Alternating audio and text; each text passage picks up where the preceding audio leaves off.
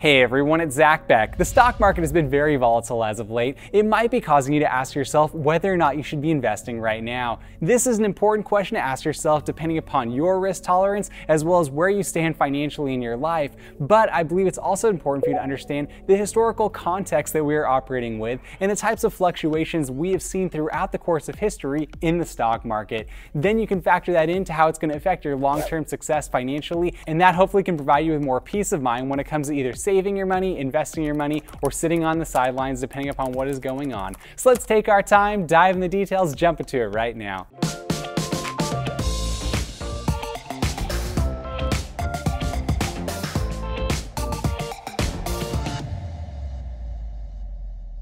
Given the nature of the stock market right now, you might be asking yourself the following questions. Should you be investing during this moment? Should you hold on to cash until things settle down? Or should you sit out completely on the sidelines until the stock market bottoms out? Now, if you were asking yourself this question, all I can say right now is from my personal experience, I would say no. You really want to make sure that if you have a strategy in place that you're trying to achieve a long-term financial objective, you should do everything possible to make sure you adhere to that strategy, irrespective of whatever is going on in the stock market. Now, obviously, it depends upon your financial situation, your risk tolerance, and the types of decisions you have made that have put you in this position, but you really want to take into consideration where things are in a historical context. Now, let's just step back a little bit, back to before the pandemic began. Many people were extremely concerned about what was going on in the stock market. As a matter of fact, back in February of 2020, the stock market fell by about 7.5%. You might have seen headlines saying, the stock market is crashing, everything's falling apart, no one should be investing right now. And many people adhered to that strategy and completely sat out or pulled their money out of the stock market. There was even stories of politicians doing this before when they had insider information and those individuals made that type of decision. Now, if you had done that, you would have actually missed out in the last 2 years on about a 42% gain in the S&P 500 just there by itself. And that's if you're just simply investing into an index fund, not picking and trading individual stocks. So when you take a step back and understand that when we see fluctuations in the stock market, just because the stock market is going down doesn't necessarily mean it's going to continue to go down. And trying to time that is going to be extremely difficult, and as a matter of fact, can actually have a detrimental effect on your long-term financial health. And let's say, whether that was back in February of 2020 or today, you're considering maybe taking your money out of the stock market and maybe just sitting in the sidelines on a savings account. Let's see what that would do in the course of a 10-year span of time when you actually take out $10,000 and set it aside. First, let's look at if you take $10,000 and just put it in a savings account, saying that you don't believe there's going to be a realistic return of about 10% on an annual basis because you're concerned about the stock market going down. Well, if you went through the process of doing that over the course of time in 10 years, your money would only be worth about $10,201. Whereas if you had taken that money and put $10,000 into the S&P 500, you would have a very different outcome, because although we would have had years where the stock market was down, there were also years when the stock market was up, and that money would be worth $45,613 when everything is said and done if you did that and just simply put it into the S&P 500. The reason I bring this up is because I believe it's important for myself personally, and this is not financial advice, I am just a dude on YouTube,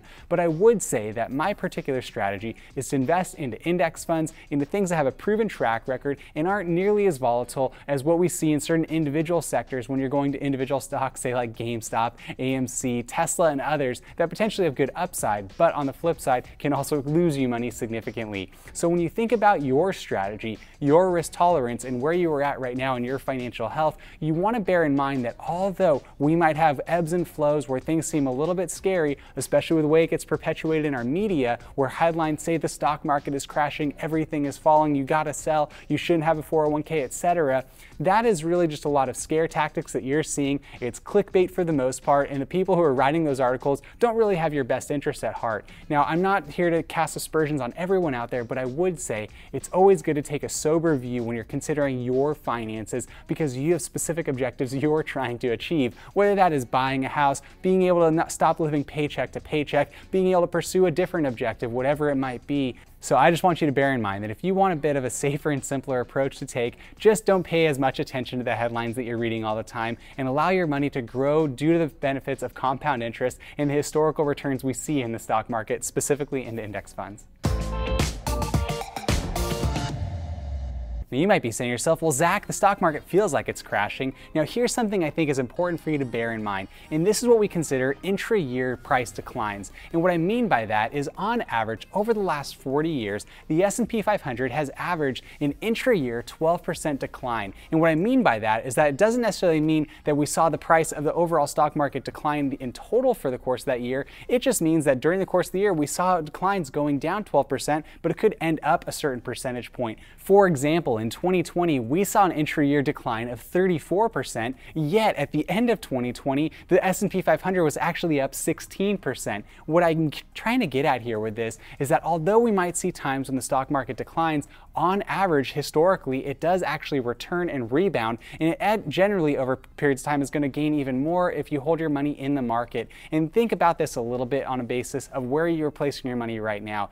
If you were to put $500 into the stock market starting back in the 1980s and allow it to just grow over time, $500 every single month, it would be worth over $3.3 million right now. So you can see that even though there were years when the stock market was down, think about various recessions that we encountered, the Great Recession in 2008, and even the stock market decline in 2020, you still would be up a significant amount of money if you were just steady and steadfast in how you're approaching this. So from that perspective alone, it's very important to bear in mind that we should be more cautious and a little bit more reserved when we're trying to make big decisions about either removing our money out of the stock market or stopping investing altogether. That is because if you are steadfast, if you are more stable and a little bit more sober in how you're approaching this, you're going to be benefiting longer term.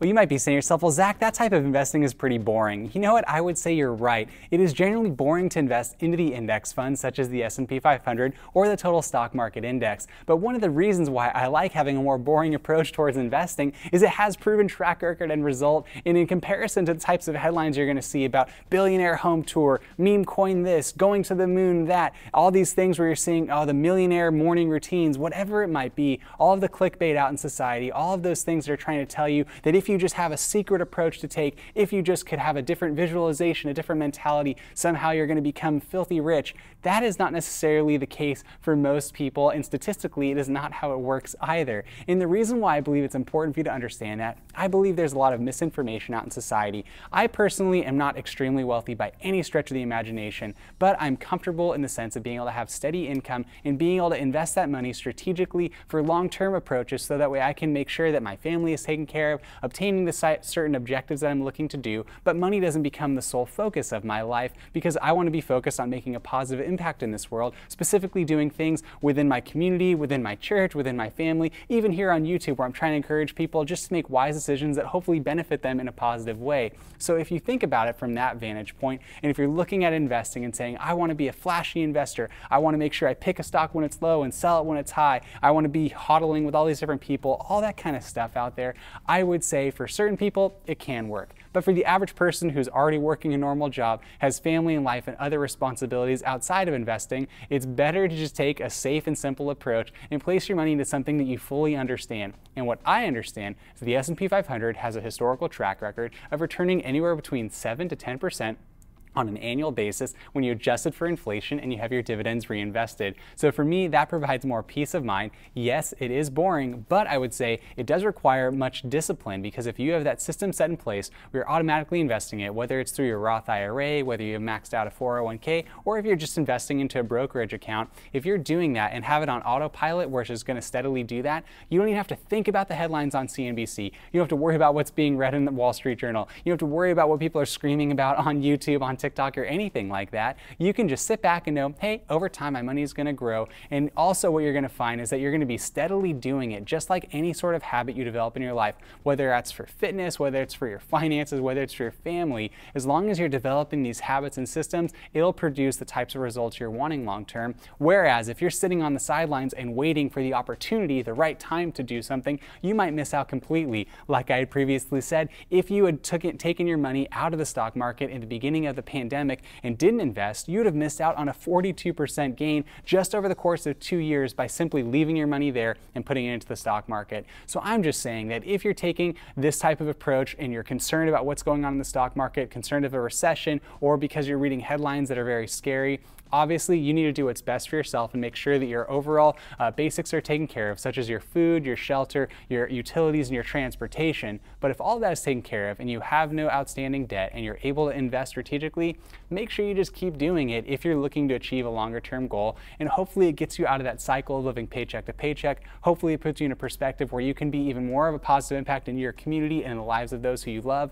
And that way you can make a difference at the end of the day, knowing you weren't just living for a total amount of money you accrued, but the total impact you had in this world. With all that being said, I'd like to thank you for watching the video today. If you wouldn't mind, please tap the like button for the YouTube algorithm, help push this video to other people who might need to hear it. Furthermore, if you wouldn't mind, please subscribe to the channel. That would mean a lot to myself personally, because I do everything I can to create positive content that will have a positive impact in your life by encouraging you and myself to lead lives of meaning and purpose, all while maintaining balanced moderation. Furthermore, if you wouldn't mind, please comment down below. I'd love to interact with you, get to know you, do any research on your behalf so that you can make well and wise decisions moving forward. And lastly, if you do subscribe to the channel, please hit the notification bell. That will allow you to know whenever I post a video, which I try to do on a regular basis. Once again, I hope you have a wonderful day. I look forward to talking to you next time. Have a good one.